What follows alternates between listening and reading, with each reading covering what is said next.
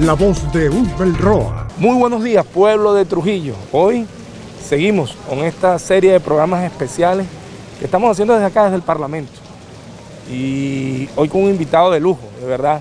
Y queremos que le hables a Trujillo, nuestro querido amigo, combatiente cuadro de la revolución, Pedro Infante. Pedro Infante, hombre formado académicamente y que en especial fue así un hombre formado por Nicolás Maduro y por Hugo Chávez, hijo de esa generación de oro. Pedro, hoy asumes un nuevo reto, ser presidente de la Comisión de Desarrollo Social. Sabemos que te has desarrollado como ministro del Deporte, eres un cuadro de la Dirección Nacional. Háblame un poco, ¿qué reto te planteas desde ahí, con esta nueva tarea? Esto es una asamblea en ofensiva, decías que te estás entrenando como parlamentario. Háblanos un poco de eso. Sí, mira, primero, Uber, bueno, saludos, felicitaciones en tu programa, felicitaciones a todo el pueblo de Trujillo, pueblo chavista, siempre un pueblo que ha demostrado lealtad absoluta al proyecto del comandante Chávez, el proyecto bolivariano. Saludo a toda su gente, saludo además a la tierra de nuestro santo, el doctor José Gregorio Hernández. Bueno, Ugbel, aquí arrancó ya, estamos en la segunda semana de funcionamiento de la Asamblea, de la nueva Asamblea Nacional. Nuestro presidente, electo por la gran mayoría de diputados y diputadas, Jorge Rodríguez Gómez, se instaló. Ayer recibimos, antier, hace apenas 2 días, recibimos el mensaje presidencial del presidente obrero Nicolás Maduro. Ya se han designado el 80-90% de las comisiones permanentes, se han designado varias comisiones especiales. Comenzó a funcionar el Parlamento, que debe ser el centro del debate nacional, el centro del debate político, de las propuestas, las ideas, en función de los problemas y las necesidades de nuestro pueblo. La Asamblea Nacional, el Poder Legislativo, que además tiene la potestad de hacerle contraloría al Poder Ejecutivo. La Asamblea Nacional, que debe salir en defensa de los recursos de la nación, de la república, de los recursos de nuestro pueblo. Eso va a ser en los próximos 5 años la Asamblea Nacional, un centro de debate para la transformación, para lo nuevo. Y bueno, me asignaron la responsabilidad de la Comisión Permanente de Desarrollo Social Integral, área que compartimos, tú de Ministro de Educación Universitaria, y ahí vamos a trabajar para, bueno, desarrollar toda la capacidad social. El 76% del presupuesto de la República va a la política social, va a la atención de nuestro pueblo, va a la atención del humano, y ahí tenemos mucho que aportar desde la Asamblea Nacional. Pero el pueblo de Trujillo siempre se ha caracterizado por ser un pueblo donde se ha practicado el deporte, y el trujillano toma el deporte muy en serio. Sabemos que la guerra golpeó. ¿Cómo pudieras tú describir cómo la guerra económica golpeó a nuestros atletas cuando iban a competencia? Todos aquellos planes de inversión que se hicieron, que históricamente venía fortaleciendo la revolución, donde nuestros atletas comenzaron a dar resultados únicos en la historia de la República. Háblame un poco de eso, porque parte de las tareas que tenemos acá como parlamentarios es desnudar la realidad del daño que se hizo, porque en la Asamblea saliente sí tenemos que decir que sí hizo algo. Le hizo un daño infinito a la República, le hizo un daño infinito al pueblo venezolano. Háblame cómo esto afectó a los atletas. Mira, una de las consecuencias fundamentales de estos 5 años de gestión legislativa, de la crueldad, de la maldad, de la traición, tiene que ver con el deterioro del estado de bienestar social. Una definición del presidente Nicolás Maduro en su mensaje presidencial: tenemos que recuperar el estado de bienestar social que fue vulnerado en estos últimos 5 años. En el estado de bienestar social, por supuesto que nuestras políticas fundamentales, el sistema de emisiones y grandes emisiones, la educación, la alimentación, la salud, que han sido prioridad absoluta. En el 2020, sobre todo la salud por el tema de la pandemia del COVID-19, y también el deporte fue afectado. Nuestros atletas, nuestro sistema deportivo se ha visto afectado. ¿Cómo hacían tú siendo ministro? ¿Cómo era habla un poco de cómo era toda la trama, todo el problema que significaba hacerle llegar un viático a un atleta? Mira, recursos bloqueados, recursos perdidos, recursos robados prácticamente por el sistema financiero internacional, por el llamado SWIFT, que es el sistema de transferencias que gobierna pues los Estados Unidos de Norteamérica. El sistema financiero de los Estados Unidos de Norteamérica hizo que nuestros atletas, bueno, dejaran de recibir recursos, que nuestra planificación deportiva se viera un poco afectada a partir de, digamos, el déficit de recursos. Sin embargo, hubo el apoyo absoluto del presidente Nicolás Maduro. Te pongo un ejemplo, Ugbel. Atletas nuestros que no pudieron viajar a competencias porque, bueno, países como Canadá le negó la visa a Alejandra Benítez y no pudo ir Alejandra Benítez a clasificarse a los Juegos Olímpicos Tokio 2020. Influía sobre la preparación de los atletas inclusive. La preparación, la participación en competencias fundamentales, los recursos necesarios, además para el traslado aéreo. La selección de boxeo nuestra no pudo asistir al Centroamericano y del Caribe, clasificatorio a los Juegos Panamericanos, producto del bloqueo de nuestros recursos. Producto además que gobiernos como el gobierno de Colombia negaron que el avión presidencial sobrevolara Colombia para llegar a México, por ejemplo. esto es muy importante y que hoy desde acá, parte de lo que aspiro a hacerla llegar a todos los trujillanos y trujillanas, sea la realidad de lo que vivieron y sigue viviendo el pueblo venezolano producto de estas sanciones, estos bloqueos. Esas sanciones y esos bloqueos, Pedro, siempre hemos dicho que no fueron solos para el pueblo chavista. Están afectando a todo aquel que tiene cédula, pasaporte venezolano. Creo que es una gran tarea que hoy tú asumes desde esa comisión, donde no solo es el tema deportivo y educativo, sino que es el tema de la salud, es el tema de todo lo que tiene que ver con el trabajo, el salario. Ese reto a nivel del manejo, y con esto sabemos que el tiempo es corto, pero Pedro, no queríamos perder la oportunidad. Pedro, el manejo del COVID, ¿cómo ves y cómo has visto cómo el presidente ha logrado manejar esta pandemia en Venezuela? Mira, en primer lugar, el presidente en el mensaje presidencial lo decía, Venezuela puede ser ejemplo en América Latina, en América completo, en el continente americano y en el mundo de cómo ha enfrentado este gobierno desde el primer momento todas las medidas de bioseguridad sanitaria en defensa y en protección de nuestro pueblo. Un país bloqueado. La economía en el mundo se vio afectada, pero la de Venezuela se vio afectada más allá por el bloqueo, por las sanciones, por la persecución financiera y además por el intento de un golpe de Estado en abril del año 2019, entre abril y en mayo del 2020, además con el tema de la operación Gedeón. Ahora, Ugbel, yo quiero que tú sepas que en Trujillo hay un diputado, el Trompo González, electo por la lista nacional, trujillano, fue uno de los atletas afectados que no pudo asistir a un evento panamericano en Guatemala. Le negaron la visa, le tuvimos que dar pasaporte diplomático para que pudieran asistir a esa competencia. Nosotros vamos, lo social, la Comisión de Desarrollo Social, lo social es la columna vertebral de la revolución.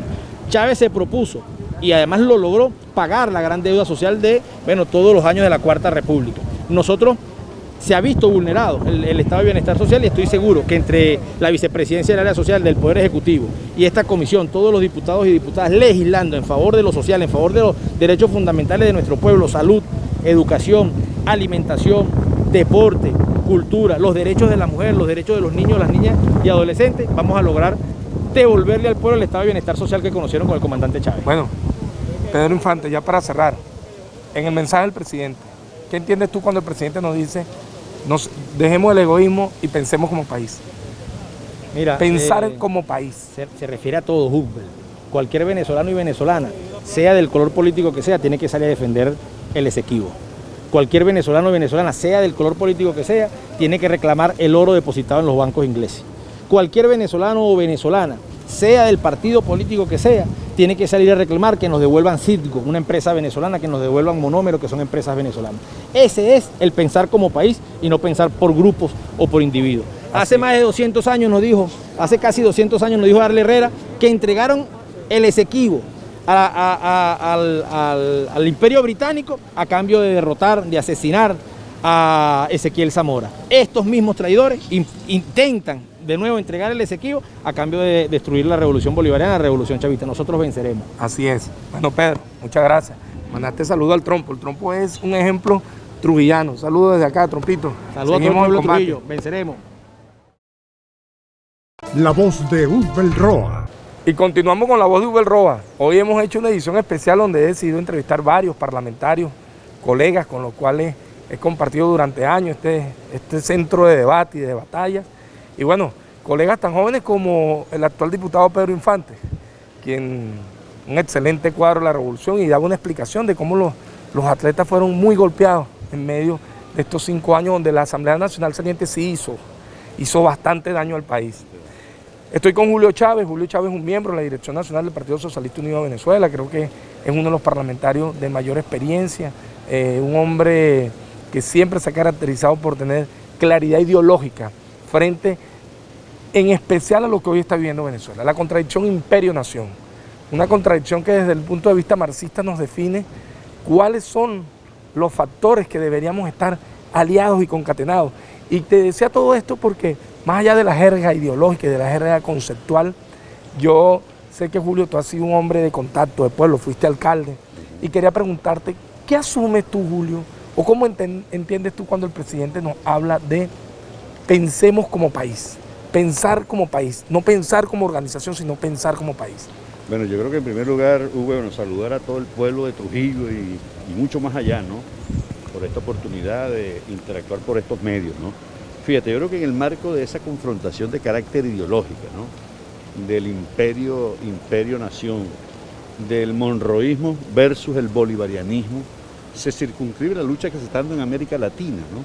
Y que ha tenido como epicentro precisamente a Venezuela, porque sobre Venezuela, por venir conformando, ¿no? Eso que ellos llaman un mal ejemplo, con el chavismo como parte de la subjetividad, como una doctrina que ha venido, irradiando, ¿no? sus buenas vibras, su buena influencia en el resto de los países de América Latina. Creo que estamos nosotros entonces en el centro del debate mundial, ¿no? Ahora, cuando el presidente nos decía acá, el día del eterno retorno, el 12 de enero, cuando desde el hemiciclo protocolar de la Asamblea Nacional, ¿no? se dirigió a la nación y al mundo entero para rendir un informe de gestión en el marco, ¿no? de lo que fue de la devastadora situación que se vivió con la pandemia del COVID-19, que a pesar de que impactó severa y dramáticamente la economía del país, todas las instituciones, y en efecto logró abatir el ingreso por concepto de venta de petróleo, no obstante, Hubbell ha presentado un informe bien esperanzador de que más allá de los efectos de la pandemia y de esa desproporcionada agresión contra el país, se construyeron más de 400.000 viviendas, se mantuvo en 100% los pensionados y en edad de pensionar, pensionados y pensionadas. Además de eso, desarrolló una política social que garantizó el 74.6% del presupuesto de inversión precisamente en el área social. O sea, que de lo poco que ingresaban, porque tenemos que decir que sí afectó, el presidente presentaba una gráfica donde mientras anteriormente en un año ingresaban más de 56.000 millones de dólares, en el año pasado, por ejemplo, solo ingresaron 743 millones de dólares. Exactamente. De eso poquito que ingresaba, fíjense, en la Revolución Bolivariana decidía destinar el 74% al gasto social, a la inversión social, porque para nosotros eso no es gasto. Ahora, Julio, háblanos un poco. ¿Cómo en el ámbito internacional tú crees que esté asumiendo en estos momentos el mundo esta nueva Asamblea Nacional? ¿Cómo nos ven, cómo nos observan? ¿Qué puede estar pensando el mundo de esta Asamblea Nacional que invitó a participar, que fue que solo votaron, solo fue el chavismo que eligió? No, se invitó a todos los venezolanos y venezolanas, y yo siempre lo he dicho, ¿dónde está la bancada que diga bancada abstención? Eso no existe en la democracia. Exactamente. La democracia, todos tenemos un derecho a votar, todos debemos tenerlo y lo asumimos como deber, pero el que no va a votar sabe que otros eligieron por él. O sea, lamentablemente el discurso que le vendió esa oposición radical, enferma, ampona, que le vendió al venezolano que nos pueda adversar, que es válido. Si unos defensores de la oposición, unos defensores del marco democrático, los mayores defensores hemos sido nosotros desde la izquierda, desde la visión progresista, porque sabemos cómo nos han perseguido cuando nos ha tocado estar en la oposición. Pero te decía Hubbell que Venezuela está jugando un papel estelar, ¿no? Creemos nosotros que la principal trinchera antiimperialista está en Venezuela, porque recuerda, Hubbell, tú que eres estudioso de la economía también, estamos asistiendo a una transición interimperial, ¿no? Así como en una oportunidad migró lo que quedó del imperio español al imperialismo inglés, y que luego migró el imperialismo inglés hacia los Estados Unidos de Norteamérica, hoy estamos asistiendo a una transición, porque toda ese sistema financiero mundial se está moviendo del Atlántico al Pacífico, y resulta que Venezuela, por ser el poseedor de las mayores reservas energéticas en el mundo, de petróleo, de oro, de coltán, ¿no? de mineral estratégico, se ha convertido precisamente en el epicentro, y en virtud de ello es que se explica esta cantidad, esta operación gigantesca de agresión contra el país, y que en efecto en el marco de esta situación el presidente presentaba entonces aquí mismo ese informe de gestión que habla por sí sola del carácter épico de la conducción y el liderazgo del presidente Nicolás Maduro y ese pueblo que ha resistido valientemente los ataques. ¿De qué se trata a partir de la mayoría calificada un poco más Hubbell que hemos obtenido en la Asamblea Nacional. Bueno, que ese va a ser el comienzo de un proceso de desbloquear al país, de precisamente desactivar todos esos mecanismos que pretendieron aislarnos internacionalmente.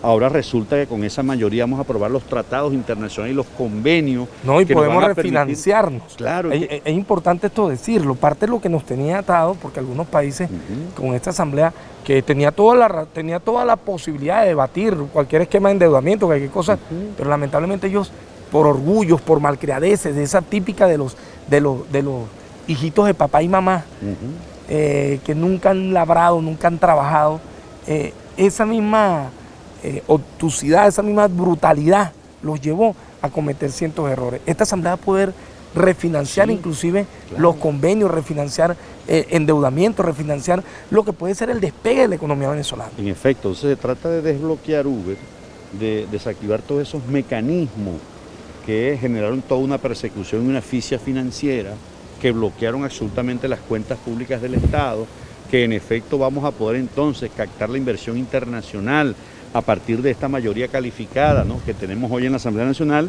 y sobre esa idea, esos recursos que vengan por concepto de la vía de la inversión internacional, lo vamos a orientar, como decía el presidente, a levantar el poder adquisitivo de los trabajadores y las trabajadoras de la familia venezolana, a mejorar los servicios públicos. Recuérdate, Uber, que en este Parlamento, el año 2014, el año 2018, esta junta directiva negó 400 millones de dólares. Claro, que era un dinero que le costaba con la CAF. Claro, nosotros era lo del Estado discutimos, venezolano. Inclusive mintieron. Yo como parte del grupo de Boston pudimos conocer, y era algo donde se les permitió que ellos le hicieran toda la auditoría, que inclusive hasta ellos podían recomendar quienes podían, iba a ejecutar, ni siquiera iba a ejecutar el gobierno venezolano. Naciones Unidas, iba a ser Naciones Unidas. Igual no les importó, porque el plan de ellos siempre es este. Y es un gran plan. Ninguna empresa va a tener los dividendos que tiene el gran robo que montó esta organización delictiva llamada Voluntad Popular, junto a otros miembros de organizaciones, porque lo he dicho, pues yo respeto a la oposición, y le he dicho a Enrique Capriles, que a veces dice algunas cosas por ahí: Capriles, termina de desmarcarte, que primero usted se termine de desmarcar de los ampones, porque tú no puedes tener dentro de tu organización a alguien que utiliza, que pretende utilizar esta plataforma para destruir la República, balcanizar el país, dividirnos en pedacitos. Bueno, pero esa es la naturaleza de la oposición, ¿no?, de la extrema derecha venezolana, ¿no? Es un problema de ellos que no va a resolver la revolución bolivariana, pero mientras tanto, ¿de qué se trata? ¿Por qué el mundo entero está viendo a Venezuela de una manera distinta a partir de esta mayoría que hemos ganado? Porque precisamente se va a iniciar un proceso de recuperar, de reinstitucionalizar, de retomar, ¿no?, las sendas del respeto al principio de la autodeterminación. Vamos a poder, Uber, visitar los países e informar de que hay un nuevo parlamento, de que estamos dispuestos a respetar y a entendernos en términos de igualdad, de respeto, de reconocimiento, y eso ha sido una señal muy poderosa que este parlamento está enviando al mundo, y es la razón por la cual esa oposición, que tú has definido muy bien, que la has caracterizado como una oposición delincuencial, bueno, está en su drama, Uber, ese es su problema, ¿entiendes? Ellos ya verán qué hacen, pero en todo caso, nosotros tenemos la posibilidad cierta de avanzar en esa Y la oposición que está en el Parlamento tiene la posibilidad de construir una nueva oposición, bueno, la que demanda el sistema democrático. Yo como dice Arle Herrera, Uber, yo estoy de acuerdo con esa oposición que está, eso es lo que ellos son, esa es la naturaleza de la oposición, ¿ves? Pero en efecto, ojalá y surja una oposición que al menos respete el derecho internacional, el principio de autodeterminación, y permita que se den las discusiones y el debate en este foro político por excelencia de los grandes temas del país, que es lo que preocupa precisamente a la gente de Trujillo y de todo el resto del Dame un mensaje para el pueblo de Trujillo, para antes de despedirte, Julio. Un gran abrazo, Uber, agradecido por esto. Trujillo es una tierra de héroes, de heroína, y convencidos estamos que con Trujillo vamos a comenzar a recuperar los niveles de prosperidad, la estabilidad, el bienestar, y en consecuencia Trujillo será un epicentro fundamental del inicio del proceso de regeneración de nuestra patria, y vamos entonces a seguir transitando por el camino del bien y bajo la conducción del presidente Nicolás Maduro y esta nueva Asamblea Nacional. Bueno, Julio Chávez, diputado que quieren mucho, sobre todo en José Felipe Márquez Cañizales, saludos por allá al alcalde Alexander. Lo queremos mucho porque Julio siempre ha sido un hombre que ha estado ahí, luchando en esas fronteras. Bueno, Julio, muchas gracias por participar en nuestro programa. Gracias. Y bueno, esperemos seguir teniéndote por aquí. Seguro, hermano, gracias. La voz de Usbel Roa. Bueno, y seguimos con esta edición especial del programa. Hoy decidí entrevistar diputados, unos de más experiencia, otros de menor experiencia. Tuvimos a Pedro Infante, quien explicaba un poco, Ricardo, cómo ha sido todo el impacto, cómo se ha vivido el impacto y él asumiendo el reto ahora como presidente de la Comisión de Desarrollo Social. También tuvimos con Julio Chávez como miembro de la Dirección Nacional y de la Comisión de Política Internacional. Nos hablaba un poco de la visión que él tiene del mensaje del presidente. Y bueno, en estos momentos con Ricardo Sánchez. Ricardo Sánchez, como ustedes conocen, uno de los jerarcas, de los jefes del partido Alianza para el Cambio. También Ricardo es por tercera vez parlamentario. Ricardo Sánchez, aparte de eso, ha sido un cuadro que ha demostrado la visión clara de hacia dónde va su partido, con una visión muy clara de qué debe ser la Venezuela. Esa es la que nos decía Nicolás Maduro en su mensaje al presidente: pensemos como país. Ricardo, hoy te dan una responsabilidad. Asume la presidencia de la Comisión de Ciencia, Tecnología e Innovación. Estamos en Venezuela, muchas cosas por hacer. La lucha contra el modelo rentista y que estas crisis a veces, a pesar de lo profundo y de lo que han golpeado, nos han hecho que los venezolanos saquemos lo mejor de sí. Háblanos, ¿cuál es tu visión en principio, antes de que me hables de la comisión? ¿Qué asumes cuando el presidente Nicolás Maduro dice pensemos como país? Claramente, Hugo, primero agradecer tu programa, saludar a todos los televidentes.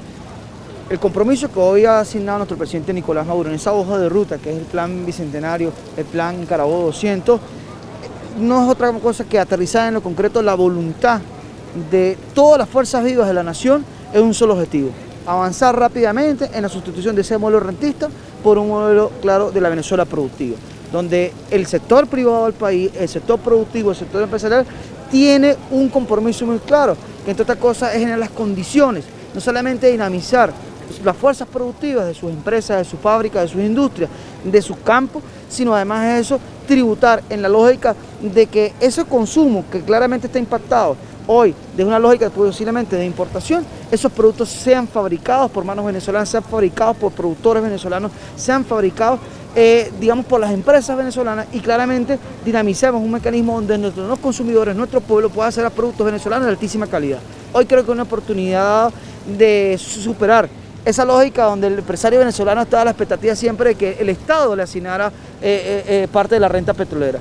Así es muy sabroso, así es muy fácil construir empresas. Hoy la dinámica de estos momentos difíciles de guerra económica ha generado las condiciones para que el empresario, rompa su cochinito, se le meta la mano en el bolsillo, invierta con sus propios recursos en el desarrollo, mejora y claramente en la innovación de nuevos productos. Bueno, eso es plausible y es positivo, y hoy con el acompañamiento del gobierno y el Estado venezolano en la lógica de que, generar mecanismos de respaldo, de fortalecimiento de la lógica de la propiedad industrial, la propiedad intelectual, que generemos desde la innovación en momentos de una nueva normalidad propia de la pandemia. Generemos condiciones donde la innovación, el compromiso, la inventiva, la creatividad del empresariado venezolano, pero también de nuestros trabajadores, también de nuestro pueblo, se ponga de manifiesto. Creo que en la medida de que se logra articular, que hay una armonía en los tres niveles de gobierno, que hay una armonía en los factores y fuerzas productivas del país, claramente estamos tributando en la recuperación de la calidad de vida de nuestro pueblo, en la recuperación de nuestra clase media y en la recuperación del aparato económico del país. O sea, el gran reto sería producir, el gran reto sería generar desde la Comisión de Ciencia y Tecnología todo el aporte. ¿Cómo te planteas? Porque siempre hemos dicho, necesitamos que este país aprenda a hacer las máquinas que hacen las máquinas. Necesitamos fortalecer cada vez más nuestra capacidad, no solo de innovar, sino de poder escalar esos proyectos. ¿Cómo asume desde la Comisión de Ciencia y Tecnología este reto, Ricardo? Bueno, claramente cuando hablamos de ciencia, tecnología e innovación, creo que hay un debate que seguramente genera contradicciones, pero abre el camino para claramente un entendimiento entre los factores que tenemos una responsabilidad en ciencia, tecnología e innovación. La ciencia, tecnología e innovación que necesita la República, que necesita el país y en una lógica de una nueva normalidad, es una ciencia, una tecnología y una innovación que tributa al mejoramiento de la calidad de vida de la gente, no una ciencia que esté supeditada exclusivamente a los intereses del capital transnacional o las empresas transnacionales. ¿Qué ocurría aquí, por ejemplo, en los principales centros de investigación y desarrollo del país? Bueno, las empresas transnacionales se aprovechaban del talento de nuestros científicos, de nuestros técnicos, nuestros investigadores, para que los papers, los papeles de trabajo, las investigaciones que se generaban en los principales centros de investigación tributaban, por ejemplo, a una mejor marca o calidad de crema dental. No estoy diciendo que eso sea malo, pero no puede ser lo único. Cuando efectivamente aquí el problema es cómo generamos nosotros un nuevo sistema de riego, cómo generar un mecanismo de canalización de las aguas navegables y ríos de este país, cómo generamos las condiciones para poner no solamente seguir siendo exportadores de materia prima, sino seamos desde la ciencia, la tecnología y la innovación los transformadores de los inmensos recursos que tiene nuestro país y que tienen que estar colocados en la lógica de superación del modelo rentista, pero claramente tributando a la consolidación de un estado de bienestar, repito, que mejore las condiciones de vida de nuestra clase media, nuestra clase profesional, a partir del papel que tiene que jugar el Estado, sí, los centros de investigación y desarrollo, claro que sí, ITV, IBE, etcétera, las universidades, puestas en función de los planes de desarrollo nacional. No es posible que los centros de investigación y desarrollo del país, que los hay, que existen, públicos y privados, que las universidades públicas y privadas están divorciadas de los planes de desarrollo de la nación. Y claramente hoy es un momento oportuno, propicio, donde desde la Asamblea Nacional, la nueva Asamblea Nacional, está convocando a todos los sectores de la vida nacional, los que votaron por nosotros y también los que no votaron por nosotros, en la construcción de la reconciliación, en la recuperación de la capacidad de crecer, en la recuperación de la calidad de vida y recuperación claramente del modelo económico. El presidente lo ha dicho, Ricardo, tenemos que pensar como país, tenemos que pensar en recuperar aquello que se nos ha quitado, porque estos 5 años, cuando se dice esta gente que se fue no hizo nada, no, sí hizo bastante, hizo un daño que atentó inclusive contra la integridad del territorio. Creo que ha sido el daño en la historia de la oposición la oposición más rastrera que se ha atrevido a más ha sido esta. ¿Qué nos queda, Ricardo? ¿Cómo asumir? Son muchos retos. ¿Qué nos queda? ¿Por dónde comenzar? Desde la innovación, ¿qué sería lo que más se impulsaría? ¿Qué crees tú, por ejemplo? ¿Cómo hacer que nuestras fuentes de proteínas sean más ricas cada vez en nuestro país? ¿Cuáles son esas nuevas fuentes proteicas que pudiéramos obtener en Venezuela? Tú has venido trabajando sobre una en especial. Háblanos un poco. Pero claramente hoy debemos reconocer el esfuerzo que a veces se hace a la calladita de nuestros principales centros de investigación, por ejemplo el IBE. El IBE ha logrado precisamente en la lógica de entender las dificultades que tienen nuestros productores del campo venezolano, por ejemplo en el diseño y consolidación de semillas, por ejemplo de papa, que resuelve los problemas de la lógica de la importación de papa canadiense que dificultaba. Se podía garantizar en momentos de bonanza, pero en momentos de dificultad y en momentos de bloqueo, de embargo, nuestros productores se ven limitados en el acceso a semillas. Bueno, ¿por qué no generar desde nuestros centros de investigación y desarrollo una papa que tenga un mayor, digamos, potencialidad desde el punto de vista del rendimiento proteico, pero además del rendimiento de carbohidratos y rendimiento incluso en la zafra de siembra y de cosecha? Eso también está pasando con la ganadería de pequeños rumiantes. Hoy, la ganadería del futuro está supeditada en momentos de cambio climático, en momentos del impacto que tiene la ganadería mayor, ha visto en pequeños rumiantes, llámese cabras y ovejas, como por ejemplo el estado Trujillo, que vienes allá, tiene un potencial extraordinario solamente por sus condiciones climáticas, la calidad de la tierra, el compromiso que tienen los productores primarios del estado Trujillo y en otras zonas del país, en ver en la ganadería de pequeños rumiantes, llámese cabras y ovejas, la ganadería del futuro, no solamente porque es sustentable, no solamente porque es mucho más económico, el recurso humano que se necesita, digamos, para la sostenibilidad de este tipo de ganadería es mucho menor que en ganadería mayor, pero además los rendimientos calóricos, de nutrientes y proteicos en la leche de cabra y la carne de cordero son fundamentales en el mejoramiento y recuperación de la salud de la gente. De tal manera que, repito... Bueno, la leche de cabra sustituye las llamadas fórmulas, ¿no? Sí, claro, es que uno de los elementos competitivos que tiene la leche de cabra no es competir directamente en el anaquel con la leche de vaca, pero claramente sustituye y compite de manera muy clara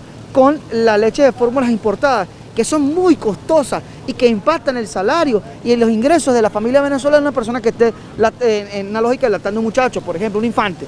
Es decir, pero eso lo podemos hacer con capital venezolano, con capital intelectual venezolano, con talento venezolano, que está en nuestras universidades, en nuestra investigación, y que lamentablemente, Hugo, tú lo decías, que no hicieron nada, no, hicieron mucho daño. Yo creo que esa frase es muy lapidaria porque efectivamente grafica lo que fueron estos 5 años.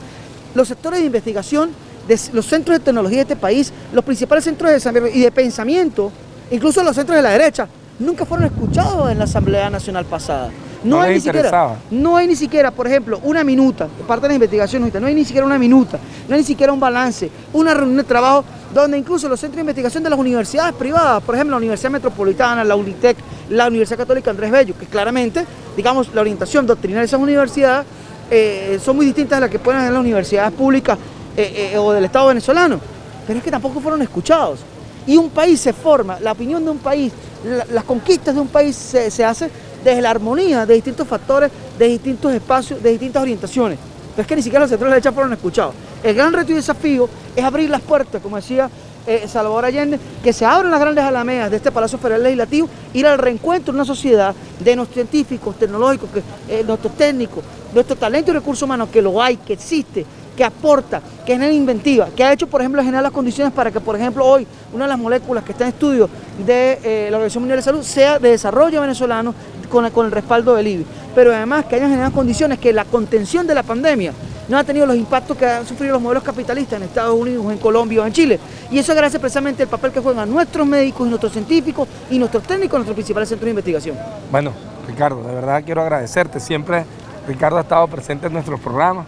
De verdad que para nosotros llevarle a Trujillo la voz de ustedes, la voz de lo que ustedes viven en sus distintas tareas, no solo construyendo partidos como lo has hecho con la organización que tú liderizas como Alianza para el Cambio, sino la forma de ir involucrándose en lo que puede ser, y yo lo decía, el nacimiento ya y la ruptura definitiva con ese modelo rentista que en su momento sirvió para el país cuando nació, bueno, empezamos, pero que nunca la idea fue, y tomo aquella frase de Arturo Uslar Pietri, que dirán que era de derecha, que era de centro derecha, lo que sea, pero dijo una frase muy sincera: tenemos que sembrar el petróleo. En algunos elementos se sembraron, pero parte de esa siembra, los pocos frutos que a lo mejor pudimos obtener, y los muchos frutos que pudimos obtener, porque tenemos que decirlo, el modelo rentista inclusive en Revolución Bolivariana sostuvo la revolución, y lo que habíamos logrado levantar de eso fue destruido durante estos 5 años, porque hay que decirlo con responsabilidad. Toda la estructura de inclusión social fue bombardeada, desmantelada. Y eso fue parte de un proyecto montado por la derecha venezolana que hoy paga sus consecuencias. Los pocos diputados que ellos tuvieron, que se les marcaron tal vez tarde, están pagando la consecuencia del comportamiento de la derecha venezolana. Quiero agradecerte, Ricardo, por estar conmigo en este programa. Espero que siempre tener contigo y llevar contigo un seguimiento al trabajo que vas a desarrollar desde esa comisión. Y bueno, me despido. Despídete del pueblo de Trujillo. Un saludo a todo el pueblo trujillano. Allá, como esa batalla hermosa, significativa de Niquitao, 200 años después, vamos rumbo a Carabobo. Dios me los bendiga. La voz de Usbel Roa. Bueno, y seguimos. Les comenté que este era un programa, una edición especial donde he ido entrevistando grupos de diputados, parlamentarios de mayor experiencia, menor experiencia. Me encuentro con 2 nuevos y uno un vaquiano ya. Vaquiano, un hombre con el que he compartido en este parlamento, fue ministro, hablo de Henry Ventura. Y por otro lado estoy con Ricardo, quien es un famoso de las redes. Él estaba riéndose de mí porque me dice que yo soy un periodista frustrado. Sabemos que es el hombre de Surdaconducta y de Sin Filtro, es el hombre que se ha formado de Red Radio. De Red Radio, es un sec mediático. Y con Francal Martínez, quien brinca a las lidias políticas desde Portuguesa, un joven que, bueno, ya no tan joven, lo que pasa es que el hombre se puso a hacer ejercicio, se puso en la línea, pero que viene trabajando fuertemente. Bueno, Ricardo, háblame un poco, ¿cómo tú ves ese mensaje que daba el presidente, pensemos como país? ¿Qué entiendes tú en ese mensaje? Y desde el punto de vista de cuando pensemos como un país, inclusive la información entra en juego, entra en debate. ¿Cómo pensar como país cuando un país fue parte de toda una guerra comunicacional para que el mundo nos viera como un narcoestado? Mira, pensar como país es incluir a todos los sectores que hacen vida dentro de Venezuela, que hacen vida dentro de nuestra nación, y hay que fijarse mucho en lo que ocurrió en los últimos 5 años, ¿no? Un sector específico de la población con una representación política interesante para ese corte histórico, comenzó a atacar el país desde adentro, es decir, como si un órgano del cuerpo comenzar a generar desde allí células cancerígenas. Se convirtió la oposición en ese entonces, en los últimos 5 años, en una especie de cáncer para Venezuela. Afortunadamente en este momento nuestro sistema inmunológico, que es el pueblo, ha logrado pues cortar de raíz ese tumor político, que pudiéramos denominarlo así, y permite pues que ahora sane nuevamente la política, se incluye en todos los sectores, comienza el cuerpo y comienza el país a funcionar como un organismo. Y bueno, observamos hoy que tenemos una asamblea plural que responde pues a la participación de la gente, que responde a las necesidades de la gente y que desde ya está debatiendo los temas que le interesan a la población, entre ellos los temas económicos, los temas políticos, los temas comunicacionales, los temas de valores, etcétera. Desde el punto de vista comunicacional, Ugbel, es increíble y resulta grotesco cómo algunos periodistas, cómo algunos medios de comunicación, como en el caso del que hace algunos días fue tendencia en redes sociales, el caso de BPI, operaban desde Venezuela como un mecanismo o como una sala de prensa de la embajada norteamericana, porque la asamblea fue la embajada norteamericana y le dio cabida a todos estos sectores. Recuerda que a Zurda Conducta, por ejemplo, y a Red Radio y a BTV la sacaron de este recinto del Palacio Legislativo y no nos permitieron ingresar a hacer las preguntas oportunas. Entonces es increíble pues cómo algunos periodistas dentro de Venezuela, yo entiendo los que están fuera, Carla Angola, Patricia Poleo, etcétera, pero los que están dentro de Venezuela piden bloqueo y piden sanciones. Hay que revisar entonces en qué condiciones económicas vivían. Hay que revisar, Ugbel, sobre todo el financiamiento que recibían estos medios de comunicación para implosionar Venezuela. Bueno, eso está diciendo palabras ciertas. Yo soy ateo, pero palabras ciertas, mira. Hay que revisar, Ugbel. Hay que revisar, Ugbel. Fíjate esto, y te voy a lanzar esta perlita. El tema de las ONG de carácter humanitario, que reciben financiamiento de Estados Unidos para generar guarimba, para generar disturbios, para generar desestabilización, pero sobre todo las que están involucradas. Y a mí me interesaría muchísimo entrevistar en alguna oportunidad al compañero. No, es que ahorita Henry nos habla un poco. Parece que usted dio una respuesta médica. Fíjate, las que están involucradas, no me puedo quedar por fuera en el debate. ¿Quién quita? Todavía no hemos escogido las comisiones. Pero las que están involucradas, Uber, las ONG, quiero decir ONG, que están involucradas en el tema de los derechos humanos y en el tema de la salud, las que estuvieron repartiendo por allí medicamentos previo precisamente al tema del coronavirus, previo precisamente a hechos por... Claro, exactamente, entonces hay que revisar eso, Google, porque hay demasiado dinero que ingresa supuestamente para medicamentos, pero que terminan apareciendo de repente algunas bandas armadas con herramientas que ameritan un macrofinanciamiento, porque un fusil no cuesta 2 lochas.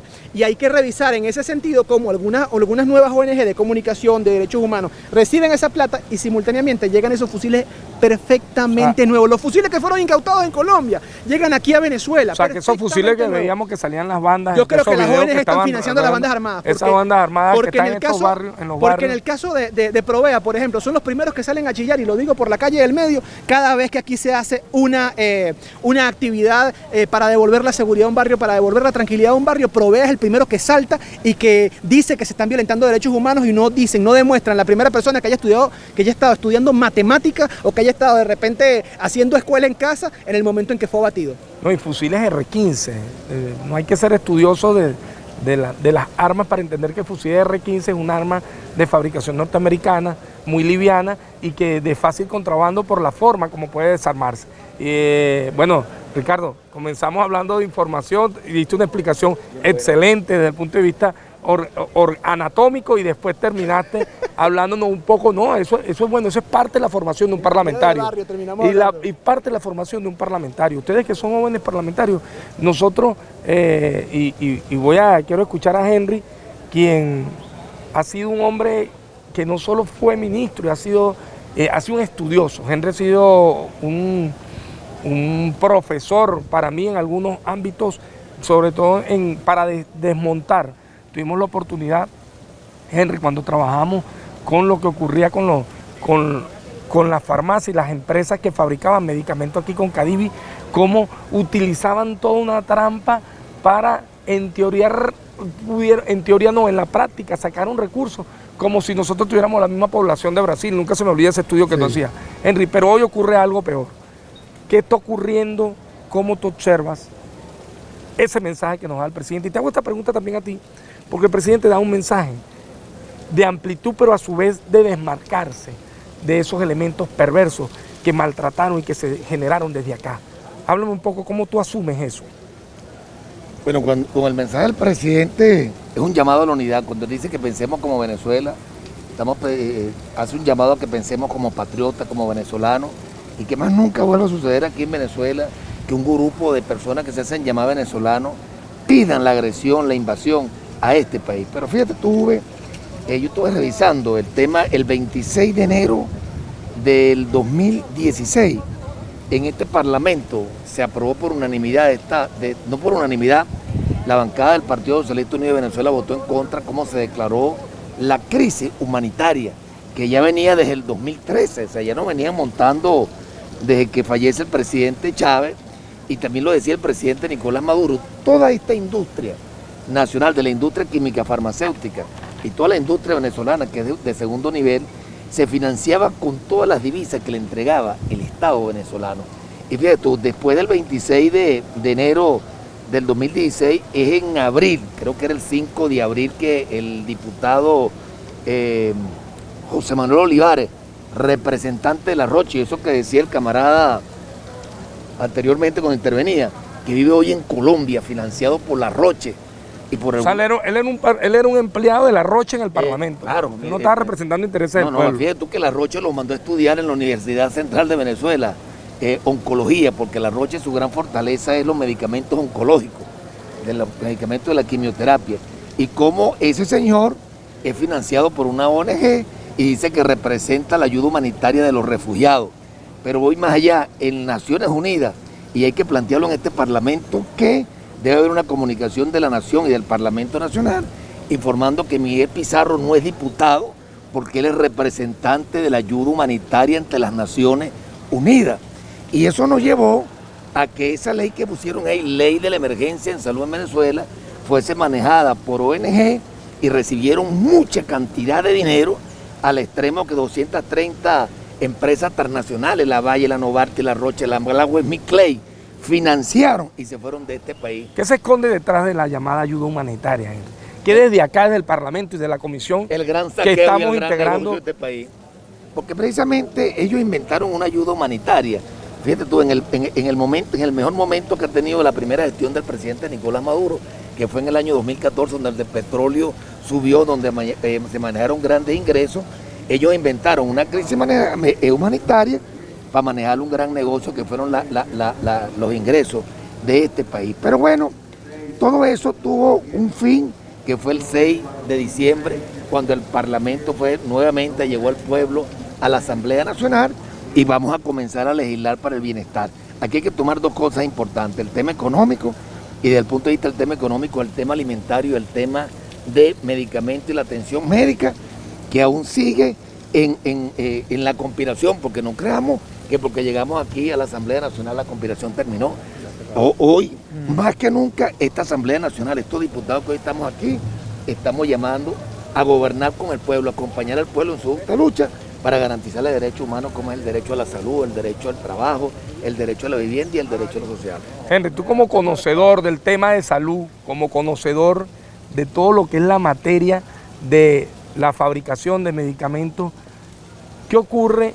¿Cómo activar esa industria para que la producción de medicamentos no tengamos que seguir dependiendo de las divisas? No tengamos, lo hablaba con Ricardo Sánchez, quien asume ahora la presidencia de la Comisión de Ciencia y Tecnología, ¿cómo hacer para cada vez impulsar más y que los medicamentos de mayor acceso, sobre todo el de los 36 enfermedades crónicas conocidas, tanto cardiovasculares como la diabetes, la tensión, etcétera, podamos hacer esos medicamentos a bajo costo en Venezuela?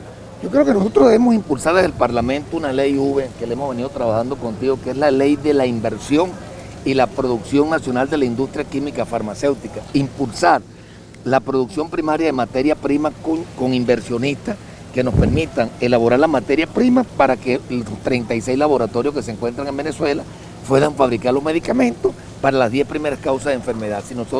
Y que tengan capacidad de vender para otros países. Nosotros tenemos un país exportador de medicamentos, de insumos médico-quirúrgicos, pero con esta conspiración nos dieron en el corazón de la economía, pero nosotros estamos dispuestos, y lo han dicho muchos empresarios nacionalistas que se han quedado, que hay que impulsar la producción nacional de materia prima para maquilar, para atender las primeras causas de enfermedad, que son enfermedades cardiovasculares, enfermedades oncológicas, enfermedades endocrinometabólicas como la diabetes, y eso es lo que debemos impulsar para garantizar la seguridad farmacéutica de este país. Parte de lo que se destruyó durante estos 5 años, Henry, en definitiva, ya para cerrar, ¿qué le dirías a Trujillo?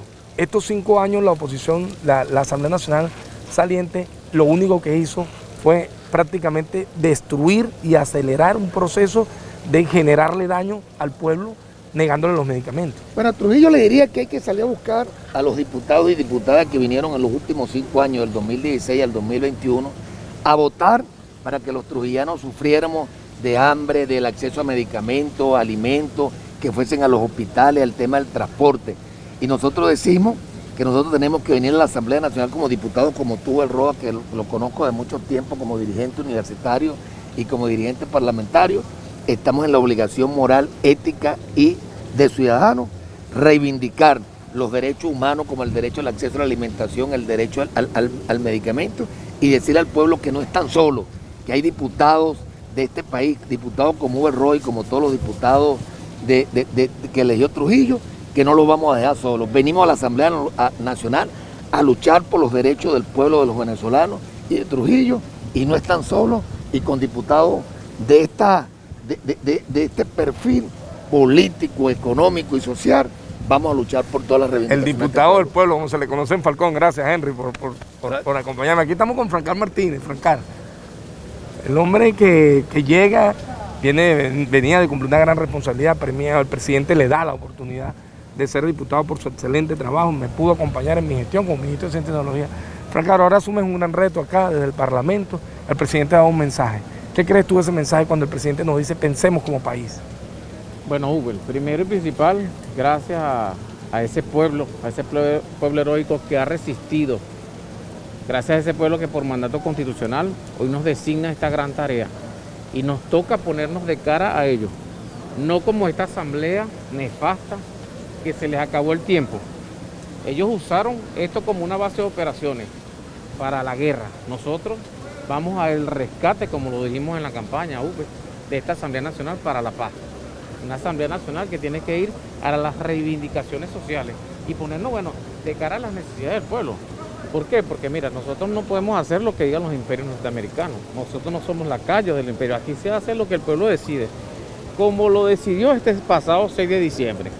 En paz, con un consejo electoral, con unas elecciones pulcras, libres y democráticas. Y así lo tenemos que seguir haciendo.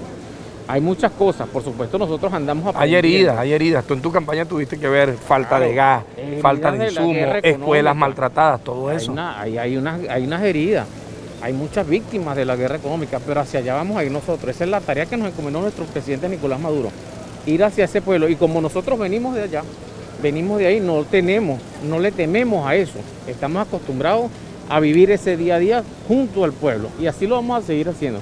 Tenemos que recordar también, Uber, que nosotros estamos aprendiendo a ser parlamentarios. Por ejemplo, a mí me toca la tarea en este momento que un parlamentario no nace, se hace por supuesto, pero se hace allí. Bueno, es una tarea. Lo que sí te reconoce el pueblo es ese trabajo que hiciste para poder ser electo y llegar hasta acá. Y eso es parte de esa gran tarea que tú tienes, en este caso para el Estado portugués. Bueno, Francar, te hablamos desde Trujillo, sabes que este programa es transmitido para el pueblo trujillano.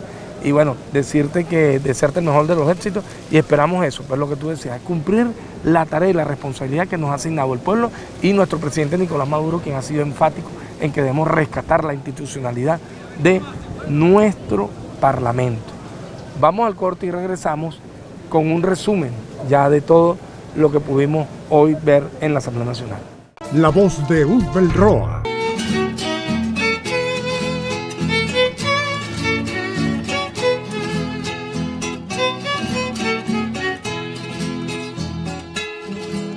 Y vos que estás en Escuque, háblame de mi niñito, contame cómo se encuentra, si ha cambiado el pequeñito.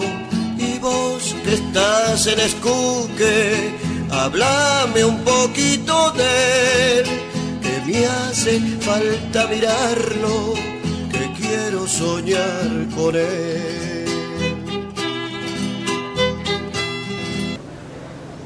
Bueno, ya estamos llegando al final del programa. Hay un videíto por ahí que les quiero colocar del Niño Jesús de Escuque.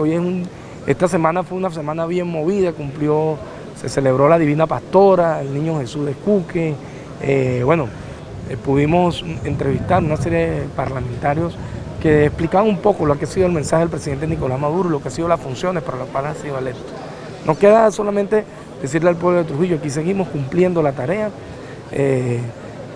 Han pasado cosas, queremos también hablar un poco de lo que está ocurriendo con nuestro alcalde Stanley.